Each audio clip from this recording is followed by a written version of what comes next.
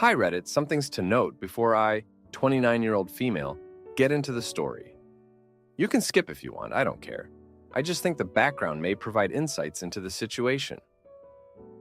Last summer, my cousin, 30-year-old female, was wed and asked me to be her bridesmaid. This was out of the blue as we hadn't spoken for years at that point. But I agreed because I guess I am a people pleaser, and at the time, our grandma was dying of cancer and was excited for me to help with the wedding. My cousin constantly made jokes about how she didn't have any friends as an explanation for why she needed me to fill the role. I tried my best to make sure it was a great time for her. I offered to throw a bachelorette party, but she refused because it would only be our moms, us, and her soon-to-be stepdaughters. My cousin hates confrontation. She is addicted to her phone, social media, and a bit full of herself. I feel mean saying that, but as an example, she has always called herself a prize that needs to be won, plus all conversations revolve around her. We hadn't spoken for years because there really wasn't a reason. We were never close. I moved across the country and rarely visit our hometown. Anyways, onto the story. I am getting married sometime this summer in our hometown where my cousin still lives. Earlier this year, I asked my cousin if her daughter would be interested in being a flower girl, as she is the youngest girl in either families. My cousin excitedly responded with a yes, her daughter is excited, and that she checked the schedule, her daughter will be with their family that weekend. Great, I let her know that I will reach out closer to the wedding with dress options. I will be buying the shoes and dress, but would like my niece to have a say in what she wears. The wedding date was set in stone, so my cousin knew the exact date. A few months later, my maid of honor asked for a head count for the bachelorette party. So I reached out to my cousin with an informal invite. Essentially just, hey, my bridesmaids are throwing a bachelorette party. I would love for you to come. It's the Friday night before the wedding in our hometown. The wedding is on a Sunday. My cousin left me on read for a week, so I thought, oh, maybe she has plans already, or just doesn't want to go, but doesn't want to say anything. So I sent a follow-up message, essentially giving her an out, like, hey, don't worry about if you cannot make it to the party. I just need a head count because they are renting an Airbnb. Again, left on read, so I told my maid of honor that she's not coming. At this point, based on a lifetime of knowing my cousin, I thought maybe she might be a bit salty that she was not asked to be a bridesmaid, since I was one for her wedding. Plus, she is a strong believer that blood family is more important than non-blood and friends. I asked two of my friends, they agree that she is probably just salty about not being asked to be a bridesmaid. My friends, 28-year-old female, 30-year-old female, know my cousin but haven't spoken to her since we graduated high school. Monday, I asked my cousin what size dress her daughter wears. Again, I have been left on read. I acknowledge that it's only been 3 days and maybe she doesn't know what size her daughter wears since the girl's mom has them essentially full-time. Her husband has every other weekend and some holidays. If this was any other person, I would not bat an eye and just wait for a response, like a normal person. But it is my cousin, and I am guessing there won't be a response. And I am getting very anxious because the clock is ticking. My current plan for this situation is to follow up on Sunday with a phone call, essentially with the message being, hey, Name, I really need to start thinking about the flower girl's dress since the wedding is essentially 3 months away. If Name is no longer able to be the flower girl, that is fine. If that is the case, I would like to ask the groom's niece to be the flower girl, so I need a response now. If she doesn't answer, then I will text her that. If she leaves me on read again, I will tell her that I am taking no response as a no, and will be asking the groom's niece to be the flower girl. Right now, I am feeling immense regret related to the entire situation. My niece is a very precious girl, which is why I wanted to have her as the flower girl. Plus, my fiance's youngest niece is a preteen who has been in multiple weddings. My groom has a big family, so I think my niece would have more fun as the flower girl. I feel like my cousin's daughter will probably be crushed if she ends up not being the flower girl, but honestly, I don't have much control over that. Anyways, I guess, am I being a bridezilla for expecting my cousin to respond to me in a timely manner? How do I approach future correspondence with her? Now, for a few comments before the update. Comment 1. I would send her one last text message confirming, Let her know that you really want to have her daughter as the flower girl, but you are down to the last minute and need an answer as soon as possible. Give her a few days to answer. If no response, text her again and apologize. But you need to move forward without her. Make sure you save the conversation, especially if it shows she's read the messages. Good luck. I hope it works out. Comment 2. From what I understand, it is not customary for the mother of the flower girl boy to be in the bridal party so they can concentrate on the flower child.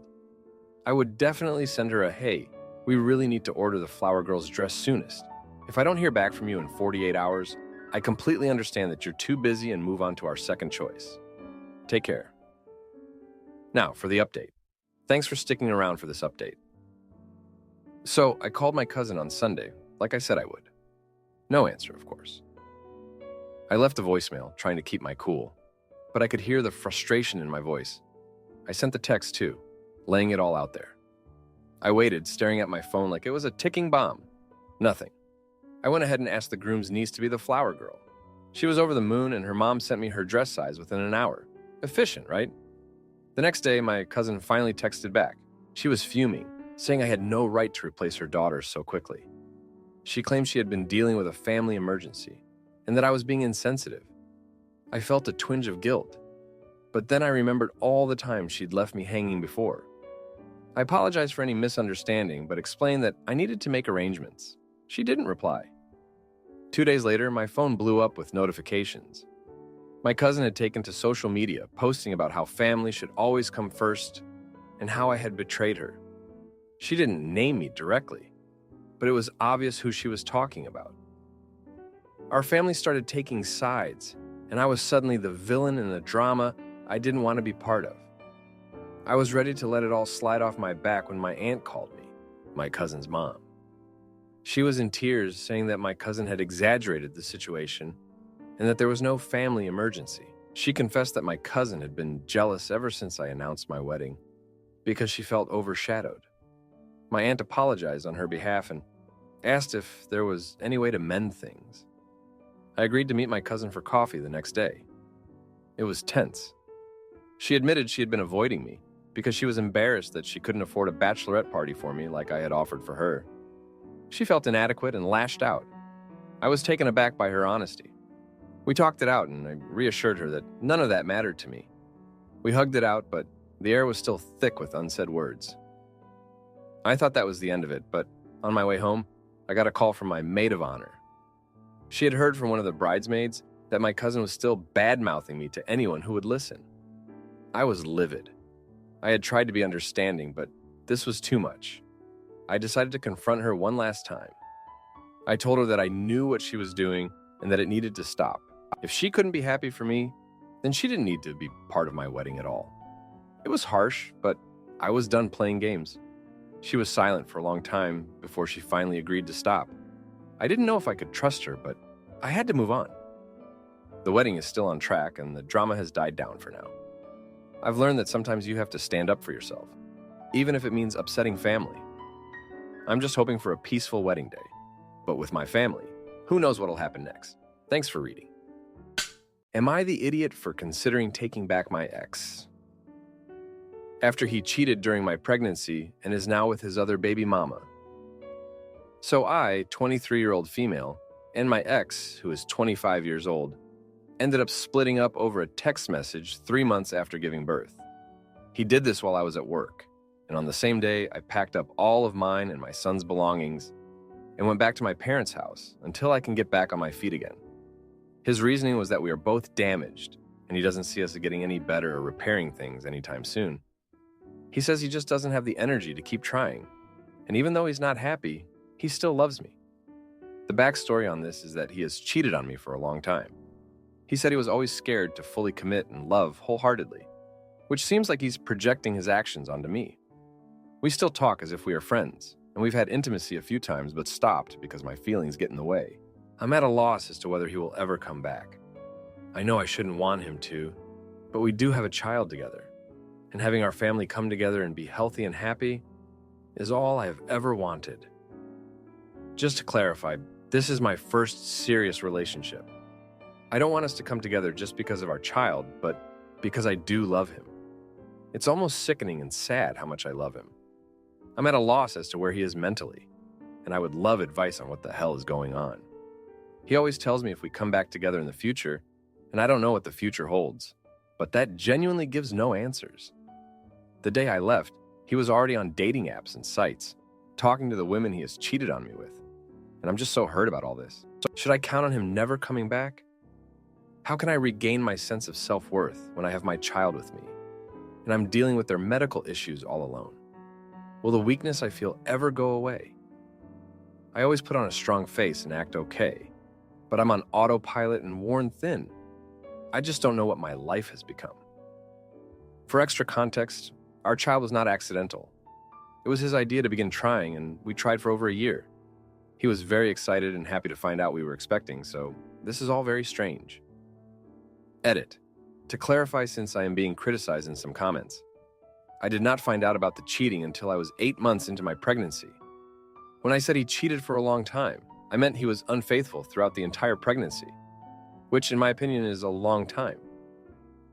I did not knowingly have a child with a cheater until it was too late for any choice besides adoption, which I was not going to do. I do not regret my child, only the father. Now, for a few comments before the update. Comment 1. Your situation is very unfortunate, but I think you can recover.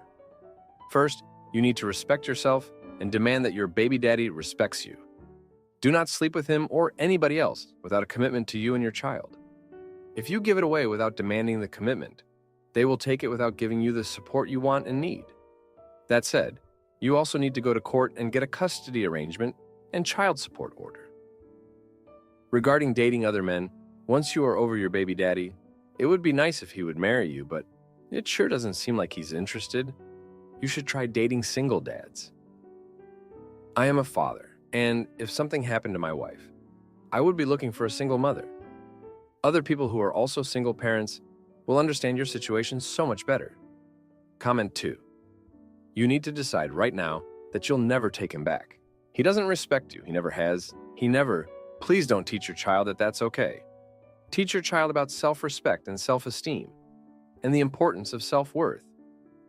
Teach your child that it's not okay to settle for infidelity and dishonesty. Teach your child that they're worth more, then show them. Now for the update. Thanks for sticking around. Here's what's been going down. So, remember how I said my ex was on dating apps the day I left? Turns out, he's been seeing someone, and not just anyone. It's the woman he cheated on me with during my pregnancy. I found out because she had the nerve to message me, saying she's pregnant and they're thrilled. It was like a slap in the face.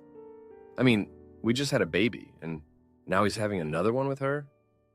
I've been trying to keep it together for my son, but it's hard. My parents have been supportive, but they're also disappointed in him, which makes it all worse. I've been juggling work, taking care of my son, and dealing with his health issues. It's exhausting. Then, 2 days ago, my ex shows up at my parents' place out of the blue. He's crying, saying he made a huge mistake, and the other woman lied about being pregnant to trap him. He begged for forgiveness, saying he wants to be a family again. I was so angry.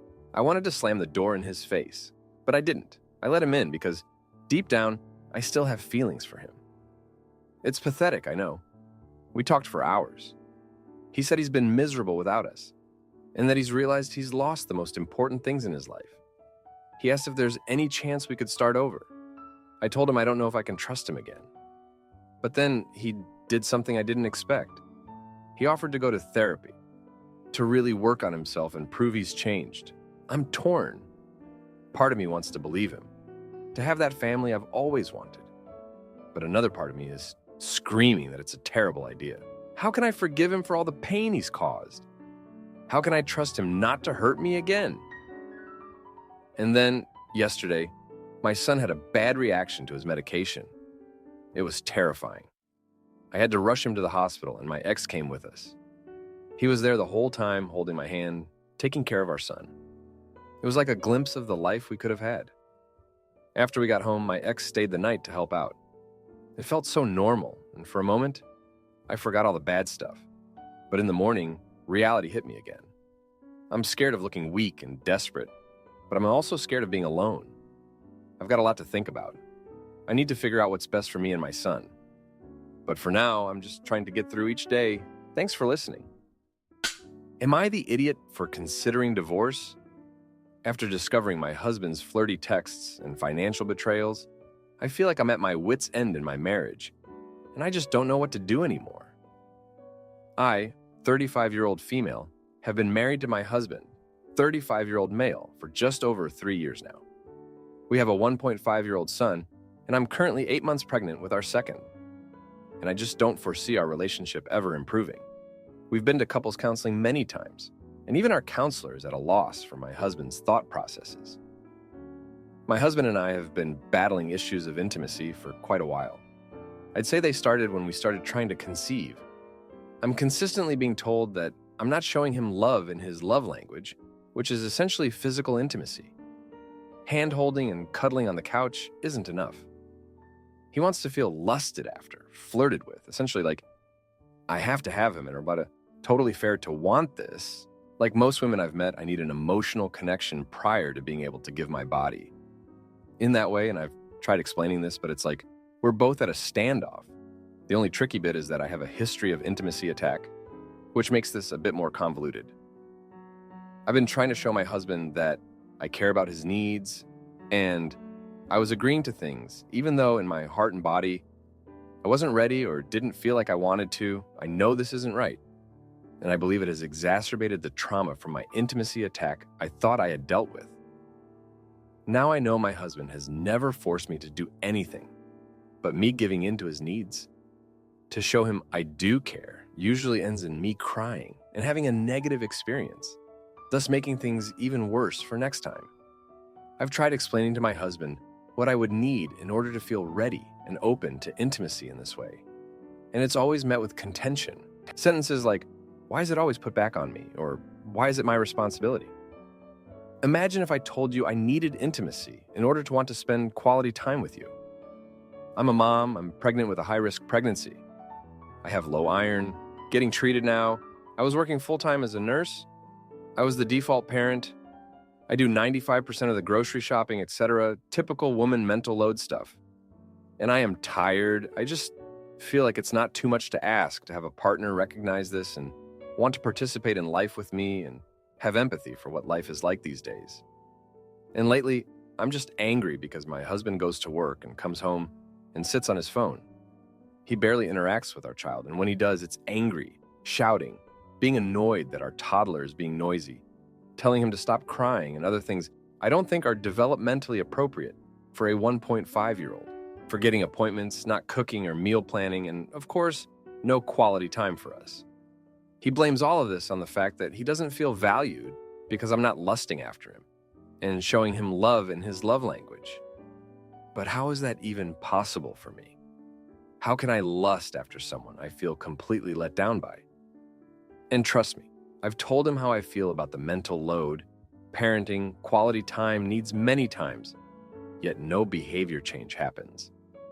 And again, he keeps saying the one thing he's asked me to change, that is, my libido also hasn't changed. As if this is tit for tat.